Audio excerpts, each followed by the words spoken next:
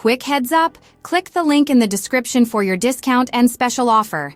I googled Opus Clip versus vidQ.ai and got more confused. Discount link below. Seriously, whoever named these tools clearly didn't think about how confusing this would be for the rest of us. They both have AI, they both make videos, and they both sound like they should do the same thing. But here's the plot twist. They're actually completely different tools that solve totally different problems. Let me break this down for you. Opus Clip is like having a smart assistant that watches your long videos and says, "Hey, this 30-second part right here? That's going viral on TikTok."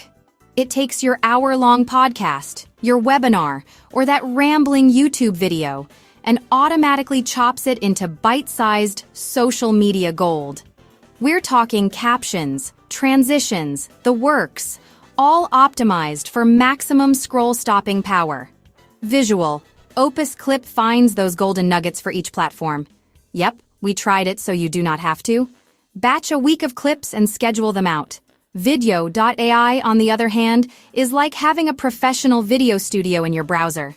You type a script, pick a virtual presenter who looks more put together than you do on Monday morning, and boom, you've got a polished product video. Think explainer videos, marketing content, training materials, the kind of stuff that makes your business look legit. AI presenters at scale, fast turnaround. It truly is AI magic for product videos. So here's the real talk. If you're sitting on a goldmine of long-form content and want to dominate social media, Opus Clip is your best friend. But if you need to create professional videos from scratch without hiring a whole production team, vidQ.ai is calling your name. Don't forget to grab that discount link in the description. Your wallet will thank you later. Opus for clipping your long stuff, vidQ for making new pro videos. Easy. Hit the link below for your special offer. And if this helped, like and subscribe for more stress-free creator tools. See you in the next one.